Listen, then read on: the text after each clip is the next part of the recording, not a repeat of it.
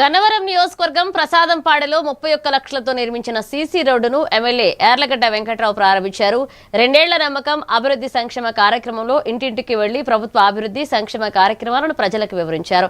ప్రసాదంపాడలో ఇప్పటికే 3.73 కోట్లతో సిమెంట్ రోడ్లు నిర్మించామని, ఎనికేపాడు అండర్ టనెల్, ఏలూరు కాలువ అభివృద్ధితో పాటుగా గన్నవరం నియోజకవర్గంలో పలు కీలక అభివృద్ధి పనులు వేగంగా కొనసాగుతున్నాయని ఎమ్మెల్యే తెలిపారు.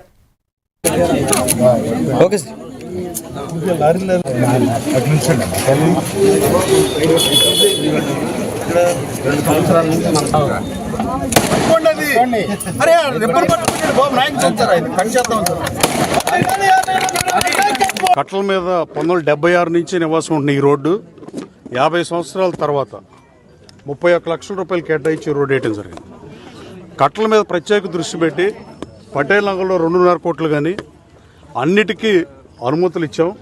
అలాగే రాబోయే కాలంలో ఇక్కడ ఒకే ఒక అడ్వాంటేజ్ అంటే డ్రైనేజ్తో పని లేదు కాబట్టి వాటర్ కాలువలోకి వెళ్ళిపోతాయి కాబట్టి అన్ని రోడ్లు శాంక్షన్ చేసాం. అంతకుముందు ఇక్కడ దీని పక్క రోడ్డు శాంక్షన్ చేసిన రైల్వే డిపార్ట్మెంట్ ఒప్పుకోకపోవడం వల్ల ఆ నిధుల్ని మళ్ళీ వేరే రోడ్డుకి ఇచ్చిన పరిస్థితి. ఇప్పటికీ ప్రసాదంపాడు గ్రామంలో 3.73 లక్షల రూపాయలతో సిమెంట్ రోడ్ల నిర్మాణం కానీ, ప్రసాదంపాడు కానూరు కనెక్టింగ్ రోడ్డు 2.80 లక్షలు, అది 2.52 లక్షలతో కానీ అభివృద్ధి చేయడం జరిగింది. రాబోయే కాలంలో రామవరపాడు గ్రామంలో కూడా ఎంత దారుణమైన పరిస్థితులు అంటే, ఈ విజయవాడ రూరల్ మండలం పేరు మీద 9 గ్రామాలు వెనకబాటుతనానికి కారణం.